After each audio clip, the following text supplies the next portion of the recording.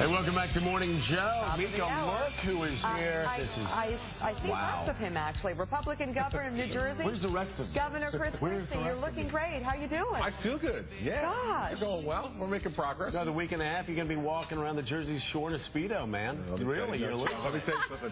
We don't want to subject the people of Jersey Shore to any more tragedy. I was going to say, there's already been one natural disaster. Why follow up with another There's no reason to do that. These people need to have some time to recover. Willie, I think you're right. They have been through enough. It's been too ugly already down there. Right there. You look fantastic. I feel good. Thanks, Mika. I feel good. All right. Are we showing Bill Clinton? Well, yeah, I wanted to ask you about this. So you had a chance. You could have gone down to Faith and Freedom Coalition Conference in D.C. Right. Played the bass. It's a good thing to do, I mean, if you want to run for president. Or you could have hung out with Bill Clinton at CGI, and you chose Bill Clinton. Why? Because of the topic. I mean, the topic was he wanted to talk about leadership in a crisis after Sandy, and I thought that this is not going to help you with a bet. Look, here you go again. Listen, it's kind of unusual for me, but I think that my job is to do my job. Oh, really? And I think to share some of the lessons that we learned from Sandy and that we're still learning was, a good thing to do. And listen, President Clinton's always been very, very cordial and nice to me. And when he called and asked for me to be there, I said yes. He acknowledged you were taking a risk being with him, saying that after he sat next to you at a basketball game, he was thinking, this guy's political career's over. Well, I think that's over-dramatizing it a bit, the president, for my benefit. But the fact is, we've always gotten along very well. And when he called and told me this is what he wanted to talk about, I thought it was a great thing for me to do. So we went out there and did it. And we had, for those people who saw it, we had a very substantive conversation about not only what we did in the aftermath, but also how you rebuild going forward. You caught a lot of heat recently for calling a special election. Yes, it's called Christie's self-serving stunt by the New Jersey Star-Ledger editorial. I'm so stunned to be called self-serving by the New York Star-Ledger. Same people who said that we never get, a tunnel built under New York, and now they're funding stuff to build the Amtrak Gateway Tunnel. Point? I understand that there's friction. I don't agree with the point. I mean, so, the fact is, without getting too deeply into the weeds here, we had two conflicting statutes. One that said hold it November 13, one that said hold it November 14, and the only thing that was consistent between the two statutes was my right to call a special election. So I called it, and I think that was the right thing to do. It's been sustained by the courts last week. Explain why you couldn't have done it the same day that you're up for re-election. And save money. Well, listen, first of all, I love the fact that there are people who have been overspending New Jersey's budget for decades and running us into debt who are now complaining about $12 million for an election. These are the same people who, by the way, wanted the insiders to pick who the candidates were going to be, and they didn't want any kind of election at all. I decided not to do that. I decided to let people vote, and I have no regrets about it at all. And the idea that people are not going to come out and vote for a United States Senate seat is just kind of crazy. They could have voted on the day they're voting for you as governor, right? Listen, they could have. But also, we wanted to get somebody down there as quickly as possible. I heard you talking this morning about the fact that these immigration debates are going on in real time as we speak. And I have an appointee down there now who I have great faith and confidence in. But he's not somebody that people elected. Let somebody get down there as quickly as possible. I worked within the statutory dates that they gave me. Right. And that's what we did. And I didn't pick when Senator Lautenberg passed away. It's obviously not hurting you in the polls.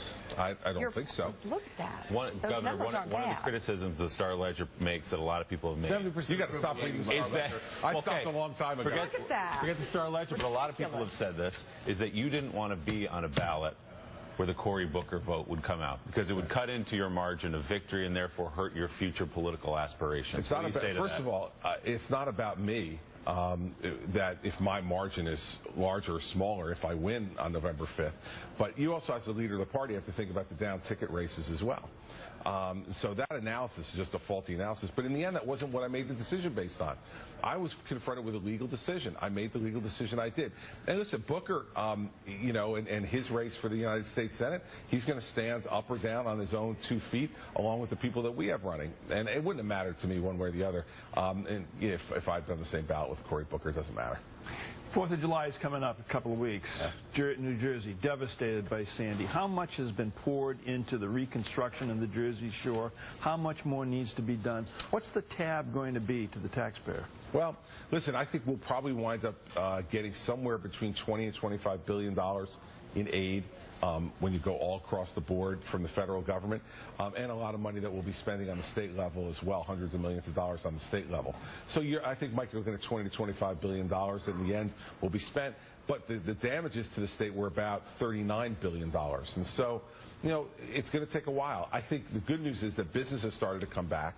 And I was just saying earlier that about Seaside Heights is saying that they're about 70% of where they were a year ago, which I think is actually pretty good given what we've seen down there.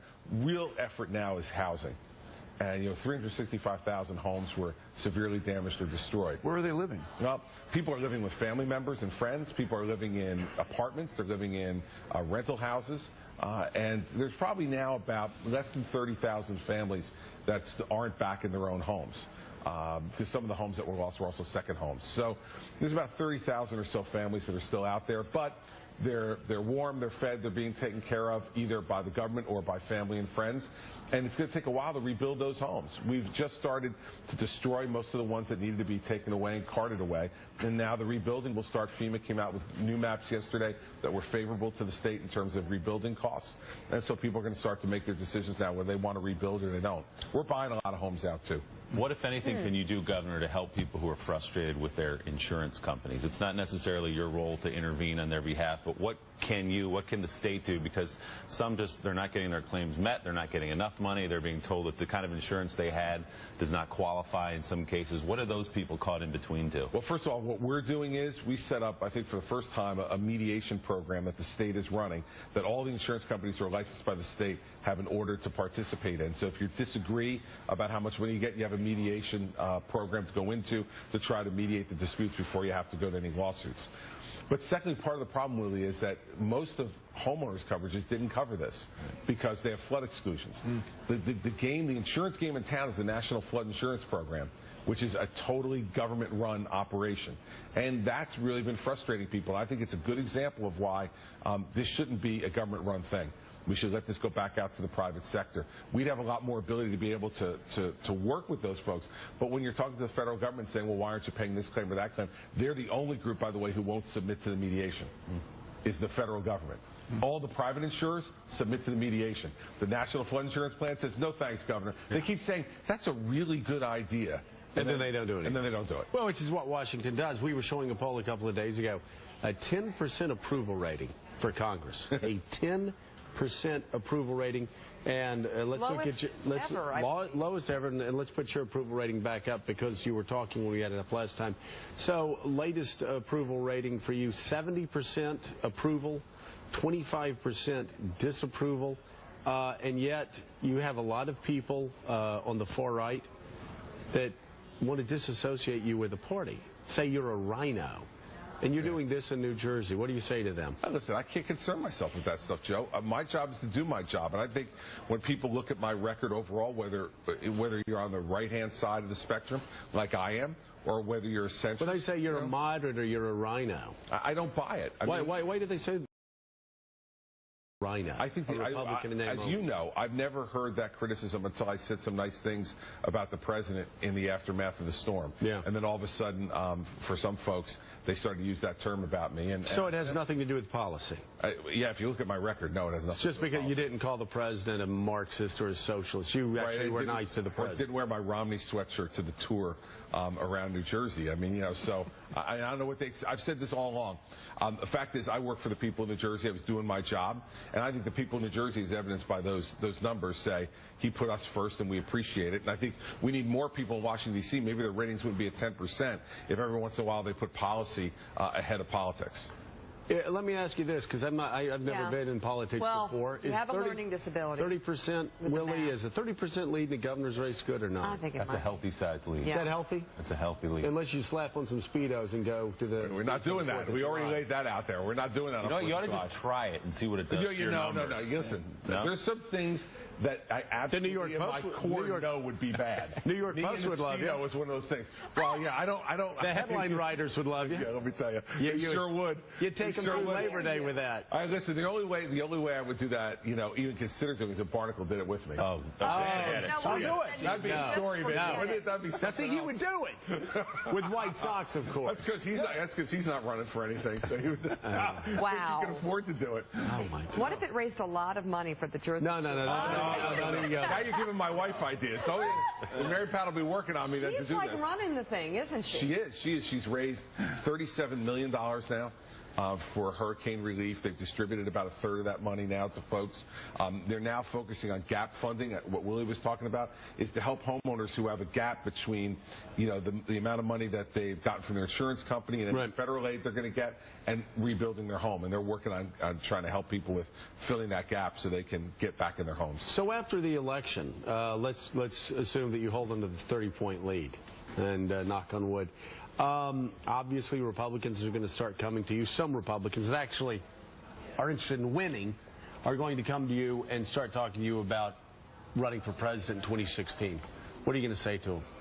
I'm going to say to them, let me keep doing my job, and when those decisions need to be made, I'll make them. When do those decisions need to be made? Probably not till 2015. Kind of late, Barnacle. Shouldn't he do what most people do? Get reelected? Depends on the speedo. Oh my God! Is it a color issue, Mike, or a style issue? I don't know. You think you could get elected in this Republican Party in a primary in Iowa, New Hampshire, South Carolina? Listen, I think what you said is absolutely right. That the Republican Party, we saw this in 2000. After you lose 2 elections in a row nationally, you want to win. And I think what our party should be focused on is making sure that we nominate the best possible candidate we can in 2016 to get elected. What's wrong with the National Republican Party? Yeah, what are the candidates? What is the problem? What's happened? We've lost 5 out of 6 of the last presidential elections in the popular vote. Why? I think because we're not doing what we're doing on the state level, where we've been enormously successful. We've got 30 of 50 Republican governors in this country. Why? And I think that's because at the state level they see the Republican Party as being doers, that we actually get things done for people, and that we are pragmatists. We bring people together and do so by not violating our principles at the same time. And that's what I think we've done in New Jersey, and that's why people are responding, I think, in the way they are. Is there a Republican in Washington or in office in this country that you think represents the future of the party? I mean, that's not for me to decide. I'm not, you just read something that accused me of being self-interested.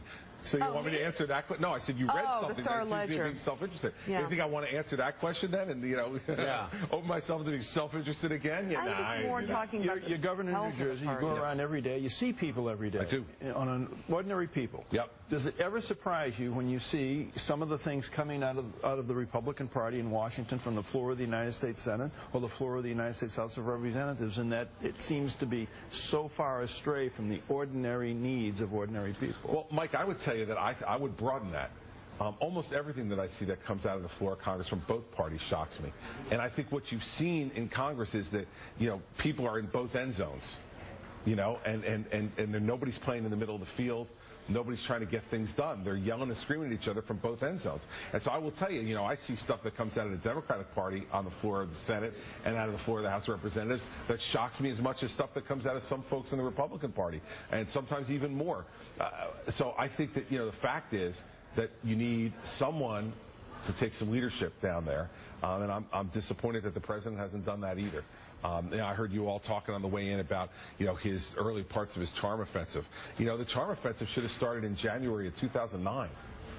And the fact that all of a sudden now we're in January, or we're in June rather, of 2013, and we're just talking about a charm offensive and trying to get to know Congress, your 5th year of the presidency. It's kind of a little bit late in the dating game to start to get to know somebody. We're not going to get you to announce anything on this show today, I don't think. But you are an ambition. I'm going to announce I'm not wearing the speedo on 4th. Not that. That much I'm happy to announce. But you are an ambitious, you're a driven guy. Is there no fiber of your being that thinks to yourself when you go sit down with President Clinton or you spend time with President Obama, this may come back to haunt me in South Carolina 4 years from now? Do you don't think about your future at all politically?